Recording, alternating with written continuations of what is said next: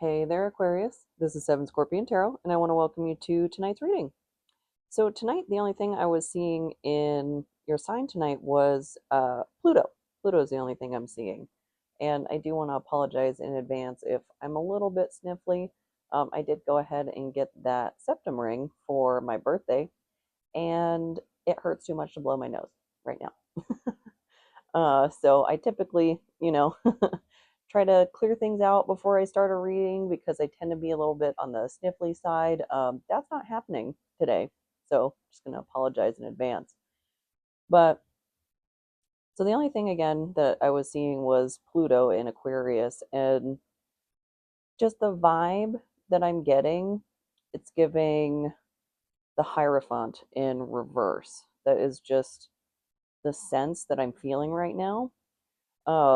So I've got actually some pretty esoteric decks out tonight. I've got the Hermetic Tarot and the what is this called? Beyond Lemuria. Lemuria. I don't know if I'm pronouncing that correctly. The whole starseed concept is pretty new to me. I'm trying to, dip my toe in, but we're dipping our toe in with, the eye of providence, and we're going a little out there into woo woo land. So we'll do a self, shadow, and ego, and we'll see where that gets us. But this is a really cool deck, has some really interesting art on it.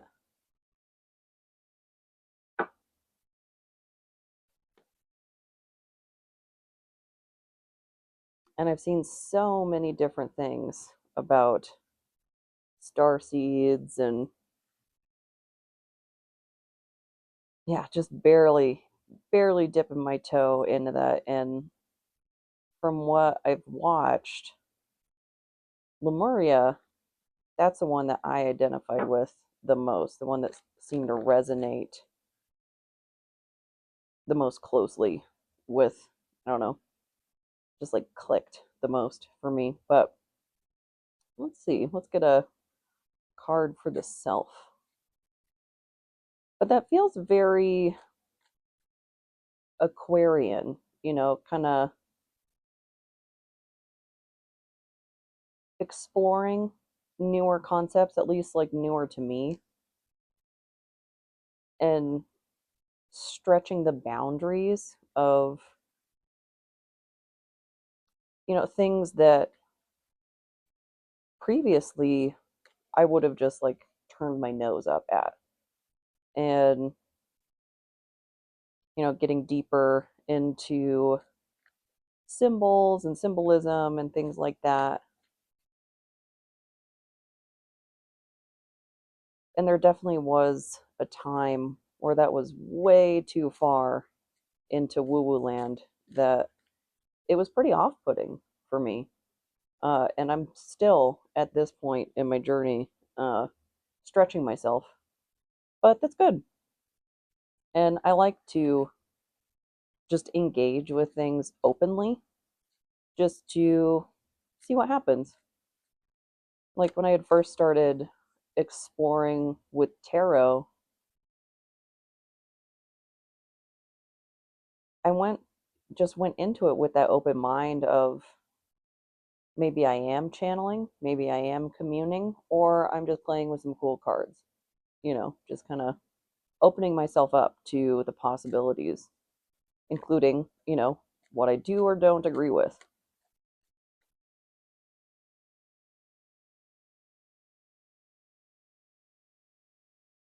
And that's not like just Aquarian in nature, it's very Pluto in Aquarius, because that is the transformation of what we previously thought, previously held dear, previously clung to.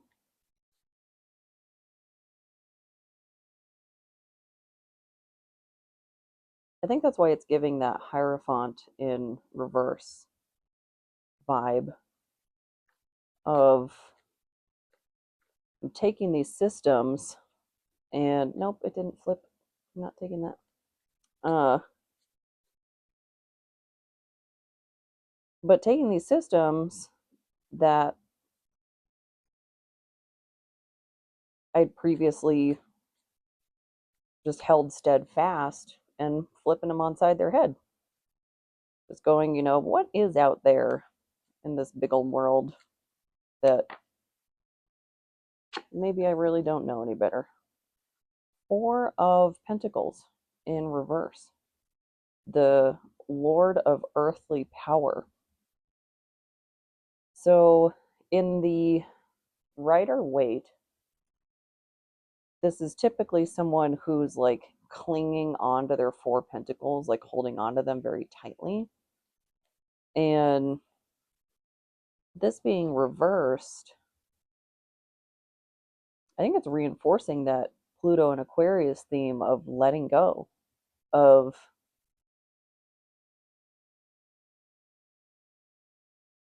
tightly held beliefs. Because this is a material realm, and we're using a very esoteric deck, and that looks like it might be Capricorn's symbol here. And that was the big transition that everybody was talking about, was Pluto and Capricorn to Pluto and Aquarius, of, we have these previous held beliefs within the material realm of, I understand the world to be this way, and that's it. And now, with it reversed, we're tossing it out the window and going, can I see anything else? Is there anything beyond the surface? And this is coming out in the self position. So you might be feeling that about yourself. Do you have any previously held beliefs about yourself that need to be dismantled?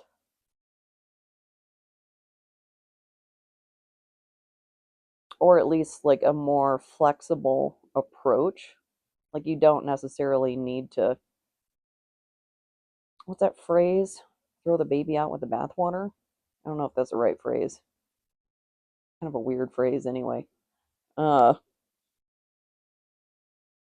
but there's nothing wrong with questioning what you believe. If you arrive at the same belief that you started with, cool, whatever, like it's all good. If you learn something new and you broaden your horizons, cool, that's good too. It's just I think a matter of being open to possibility. So I'll start shuffling for the shadow here. Maybe identify some wounding that could be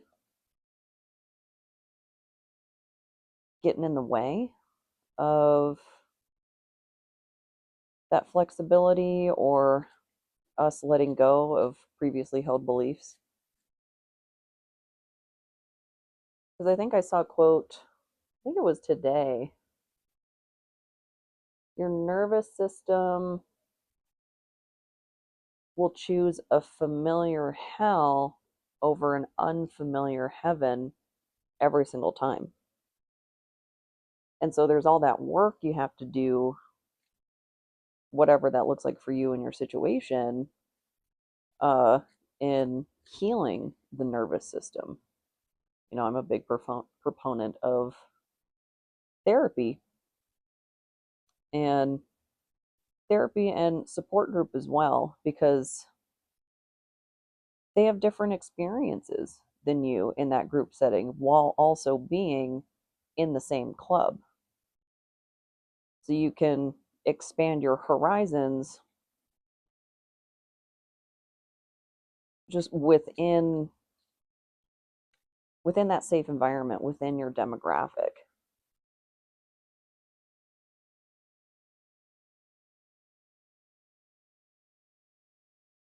And in regards to spiritual practices and whatnot, I mean, there's scores and scores of literature, of YouTubeversity, of anything as far out into woo woo land as you want to get, or as remaining in the mundane as you want to stay. There's some very grounded approaches to things, which I really like. So the Ace of Swords in reverse, Lord of the root of the powers of air, and it's in reverse. And interesting that it's got this like duality going on, because these kind of look like mistletoes, and this is like a, I don't know, like a fern leaf, I don't know, tendril. And in the shadow, refusing to see the truth of a matter. So denial getting in the way of breaking down a strongly held belief in the material realm. I feel like that came up in a reading recently, talking about denial, like, but willful denial. Uh,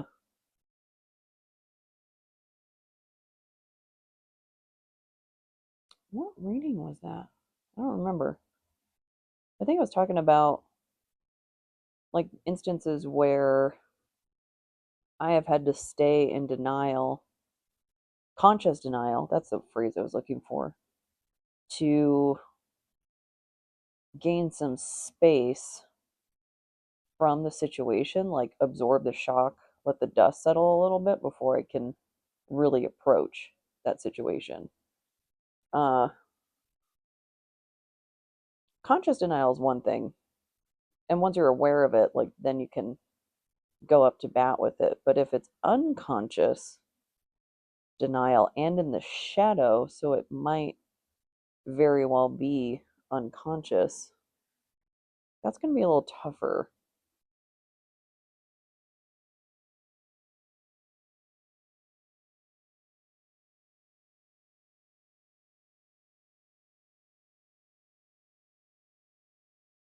Like, how do I put this? The mind is a powerful thing, and it'll protect you from a lot. Like, I think that might be a lot of what denial is your brain is trying to protect you from stuff, from just the cold hard truth of an uncomfortable situation. And no judgment, no shame. Some of those situations are really, really difficult to deal with. Like in some of my past relationships, some of the things that have been said to me, like I was just in shock after these things were said.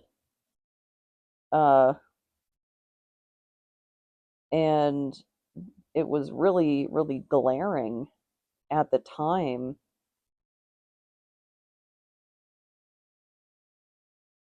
And it was just too hard to come to terms with that somebody who said they loved me, who I had taken care of, when they were sick, whatnot,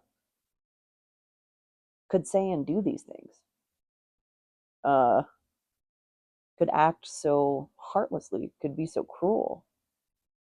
And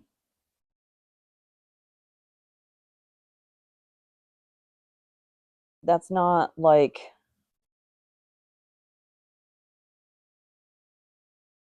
what am I trying to get at? It's not like a denial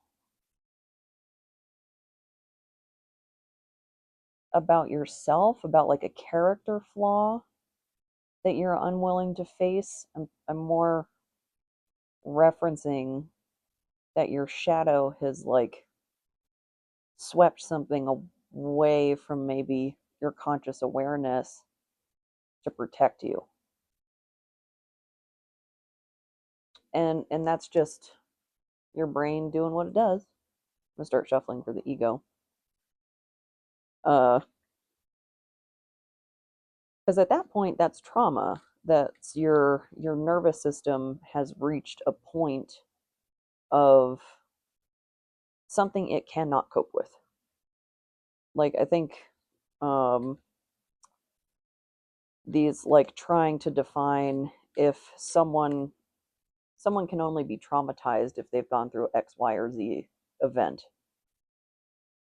There are 8 billion people on the planet. That's impossible to narrow down all those variables of potential interactions with people or situations, things, whatever, to it's these 5 things. You have to go through these 5 things or you have not been traumatized. That's insane.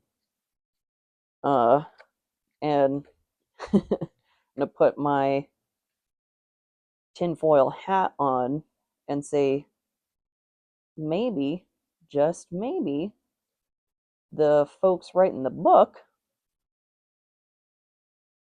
you know, might be of a singular demographic, or the majority might be of a singular demographic.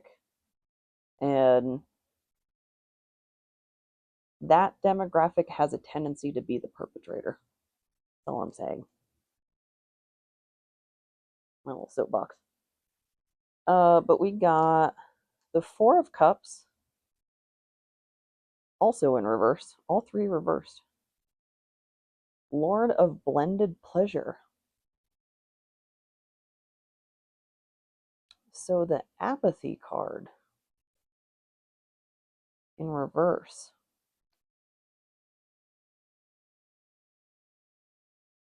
I think that's a really good draw here in the ego, because you're taking a very active approach to whatever this long held belief, in questioning it, challenging it, examining it, like whatever that is.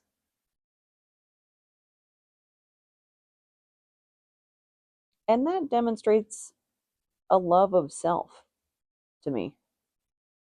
Like, it's the suit of cups, the suit of emotions.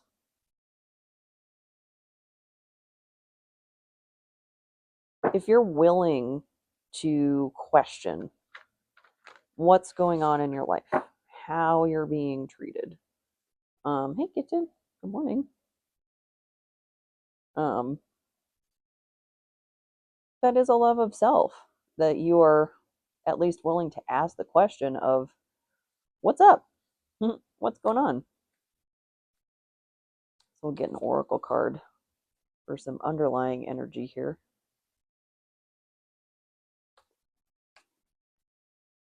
These are just slightly too long for my tiny little hands.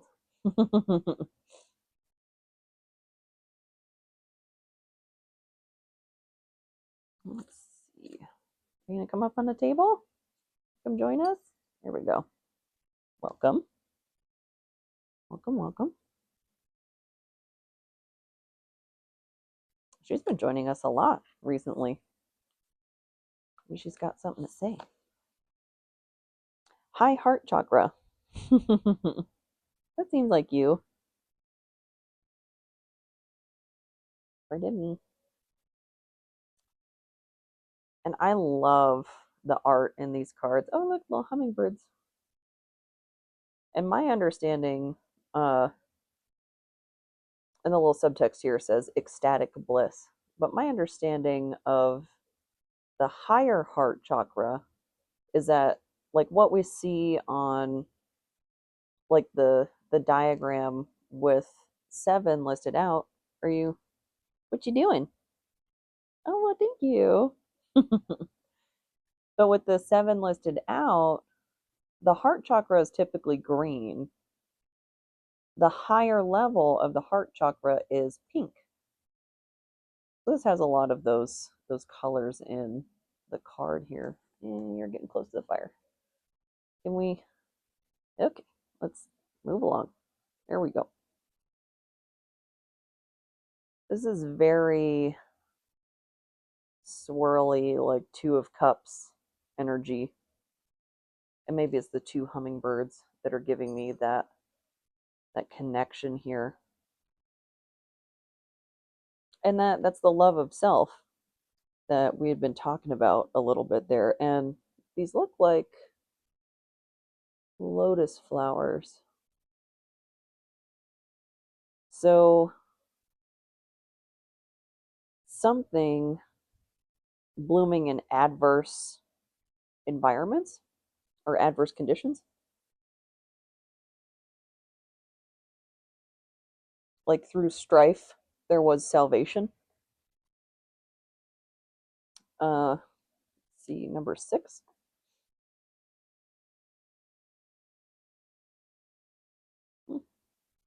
Mm,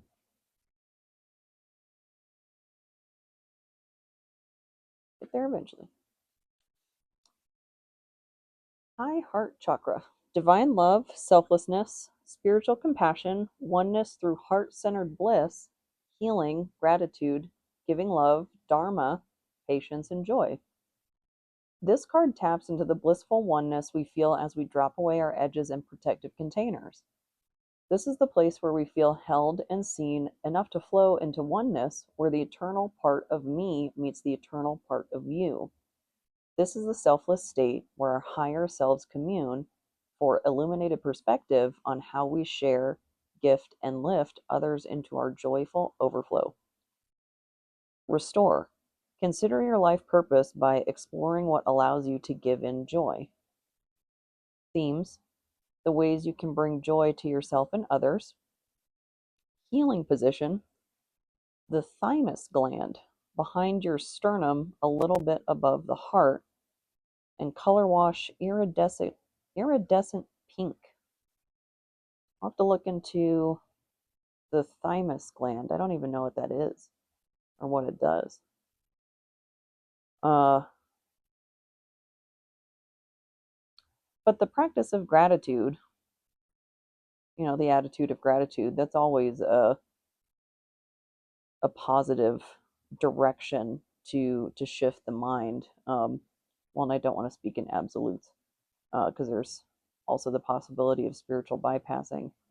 But in general, gratitude is a good way to shift the mindset, especially out of rumination. I can get stuck in those rumination cycles. It helps to look forward. I have a gratitude jar that I started on the autumn equinox, and then this next autumn equinox, I'm going to put all those into like a good mood jar. I might have to come up with something a little more catchy. Uh, but whenever I'm in a funk, like having a bad day or something, then I'll pluck, one of my little papers that I've written of something I was grateful for. And then, that'll get me that little mood boost there and keep it up with refilling the gratitude jar every year. Oh, welcome back. What are you grateful for? Is it chicken? I think it is chicken. Oh, actually, it is. Yeah, give your pet a treat. That's you. Very synchronous timing, kitten. So your furry friends or maybe a human friend, give them a treat. And for a song, we've got Alkaline by Sleep Token. Always a good one. Really cool music video, where Vessel there is acting as a Sith Lord. Um, really can't get enough of Sleep Token. And overall, I hope this helps. I hope this resonates. And if it doesn't, I hope the next one does. Thank you so much.